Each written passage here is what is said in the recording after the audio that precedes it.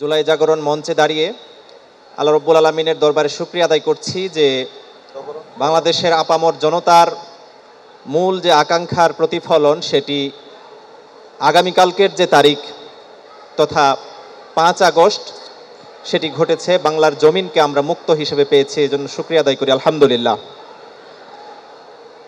আল্লাহর অশেষ মেহেরবানিতে আমরা সামান্য অংশগ্রহণ করেছি। এখানে যে ভয়ঙ্কর চিত্র দেখছি আমরা, তাদের কাতারে সামিল হওয়ার তৌফিক দান করেছেন আল্লাহ রব্বুল আলামিন। অল্প কয়েকদিনের জন্য আমরা জুলাই আগস্টে গ্রেপ্তার ছিলাম। আমাদেরকে যখন গ্রেপ্তার করা হচ্ছিল তখন দৃষ্টিভঙ্গিটা ছিল, শুরুতেই যখন তারা আঘাতটা করলো তখন ইসলামী ছাত্র শিবিরের অংশগ্রহণটাকে এই আন্দোলনে সেই জিজ্ঞাসাবাদটা ছিল। তো আলহামদুলিল্লাহ, আমি শুরুতেই বলেছি যে আমি ইসলামী ছাত্র শিবিরের কেন্দ্রীয় সভাপতি ছিলাম। ইসলামী ছাত্র শিবির শুধুমাত্র একা অংশগ্রহণ করেছে এই আন্দোলনে, বিষয়টি এরকম নয়। আপামর জনতা অংশগ্রহণ করেছে এবং আপনারা, আমার বিশ্বাস, এই আন্দোলনকে থামাতে পারবেন না। শেষ দিন পর্যন্ত আমাদেরকে জিজ্ঞাসাবাদের এই একটাই বিষয় ছিল, কেন্দ্রীয় সভাপতি মঞ্জুরুল ইসলাম তৎকালীন, তার বাসা কোথায়, তাকে গ্রেপ্তার করতে হবে আগে। ঢাকা বিশ্ববিদ্যালয়ের সভাপতি সাদেক কায়েম, তার বাসা কোথায় সেটা দেখিয়ে দাও, তাকে গ্রেপ্তার করতে হবে।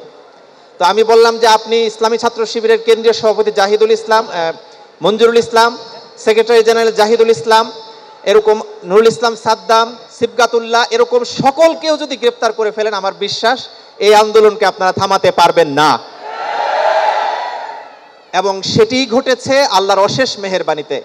যদিও শেষ পর্যন্ত ইসলামী ছাত্র শিবিরকে নিষিদ্ধ করে দেওয়া হয়েছে, জামাত ইসলামীকে নিষিদ্ধ করে দেওয়া হয়েছে, কিন্তু আমরা দেখেছি যারা জীবন দিয়েছেন, রক্ত দিয়েছেন, তারা এরকম তিলে তিলে স্তম্ভ গড়ে তুলেছেন আমাদের বিজয়ের জন্য। এবং সেই বিজয়ের মাধ্যমে আজকে বাংলাদেশের স্তম্ভ গড়ে উঠেছে, যে স্তম্ভের উপর দাঁড়িয়ে একটি সমৃদ্ধ বাংলাদেশ আমরা কায়েম করব ইনশাআল্লাহ। আমি আজকে এখানে দাঁড়িয়ে কথা বলার সুযোগ পেয়েছি, এজন্য আবারও আল্লাহর কাছে কৃতজ্ঞতা জানাচ্ছি, শুকরিয়া জানাচ্ছি। আমরা বিশ্বাস করি বাংলাদেশের এই জমিনকে নিয়ে আমরা যারা সত্যপন্থী, ন্যায়পন্থী, বাংলাদেশের আপামর জনতা যেভাবে স্বপ্ন দেখে আজ পর্যন্ত এই বাংলাদেশকে অর্থবহ করার জন্য চেষ্টা চালিয়ে যাচ্ছি, আমার বিশ্বাস আমাদের এই জাগরণ অবশ্যই পূর্ণতা পাবে ইনশাআল্লাহ। এই আশাবাদ ব্যক্ত করে আমার কথা শেষ করছি। আসসালামু আলাইকুম ওয়া রাহমাতুল্লাহি ওয়া বারাকাতুহু।